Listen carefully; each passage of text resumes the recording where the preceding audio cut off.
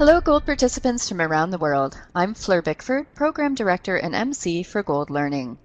I'm here today talking to Mark Harris, who is going to be joining us at the Midwifery Conference with his presentation titled The Feminine Masculine Dance of Birth.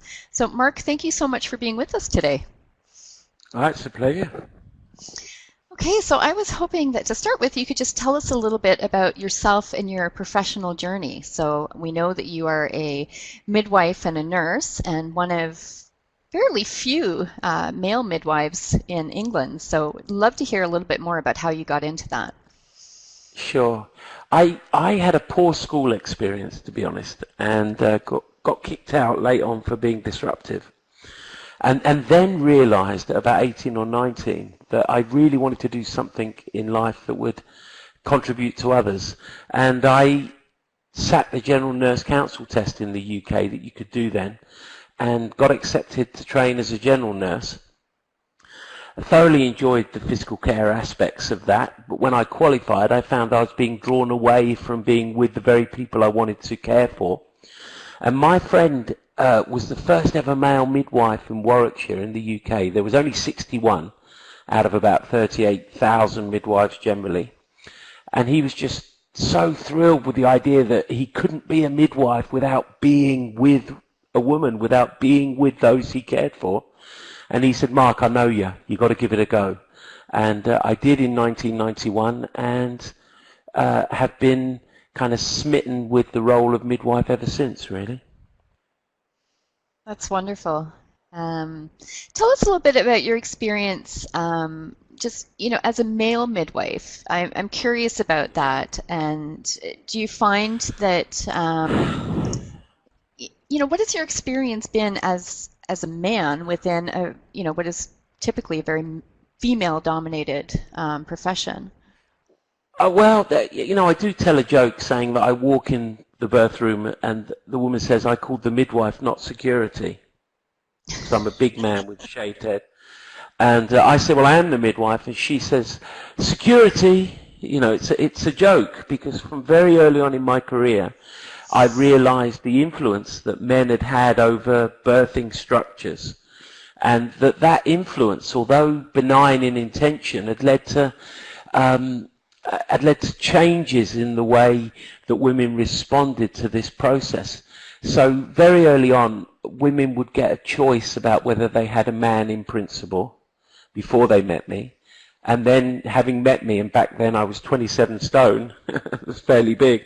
Having met me, I would then ask after about 20 minutes, look, we met each other, I'd really like to be involved with your care, but if you wouldn't want me to look after you, that's fine, I wouldn't take it personally. And using that kind of gentle method of introduction meant that I had very little issues with pregnant women and their partners. More conflict in the early years with colleagues, to be honest. Interesting. Okay, thank you for that.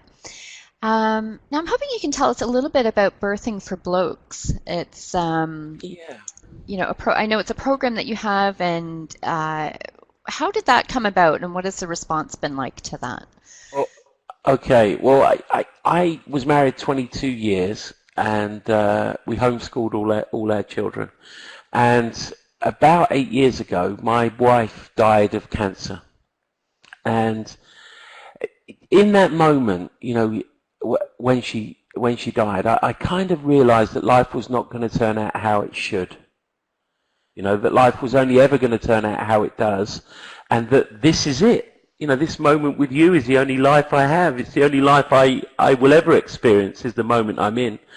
And I started to think, well, which aspects of my career have led to me feeling the most connected with humanity, the most alive? And it was my midwifery work. So I then went on a step further and said, well, what unique contribution can I bring?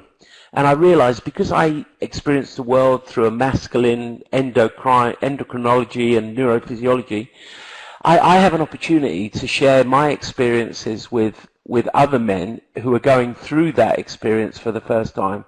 And that's really when Birthing for Blokes was born.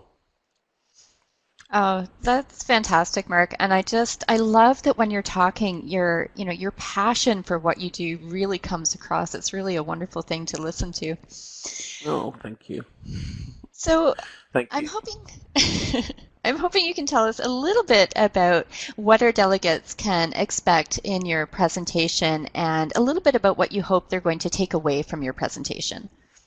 Yeah, there's there has been a lot of controversy in the UK, certainly, and beyond, about whether men should be present when babies are born. I know Michel Odon has suggested they're better off not being, and he has lots of good thought through reasons based on his experience for that.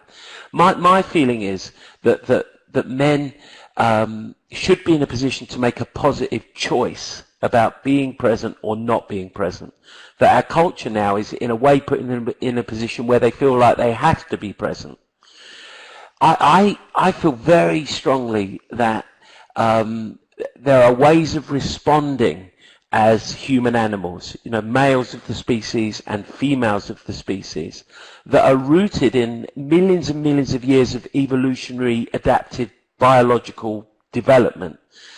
We still have those structures in place that are running our instinctive lives. We've now, of course, got complex thought-based stories about them.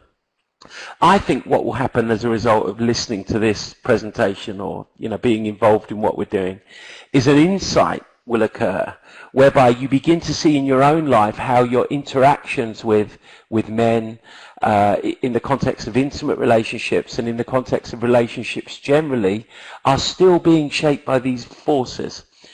And an insight into this, I think, can lead us to being better able to prepare men to experience birth as a rite of passage for them. That kind of rite of passage into fatherhood, rather than being this sense of... I had men tell me that they felt that it was one of the most depowerizing experiences of their lives. And it seems to me that that's not a great foundation for fatherhood. And the presentation will pave the way for insights around that, so that men can be better equipped and better prepared to start their fathering journey. Okay, thank you so much, Mark. I'm definitely really looking forward to your presentation. And for our delegates who are listening, I have had the chance to have a sneak peek at Mark's presentation, and I know it is going to be fantastic. So I really hope that you will join us on February 22nd, 2016 at 1600 UTC, where you will have a chance to hear more from Mark. So Mark, thank you so much for joining us today. I've enjoyed it. Thank you. You're very welcome. So delegates, we will see you on February 22nd. Thank you for joining us. Goodbye for now.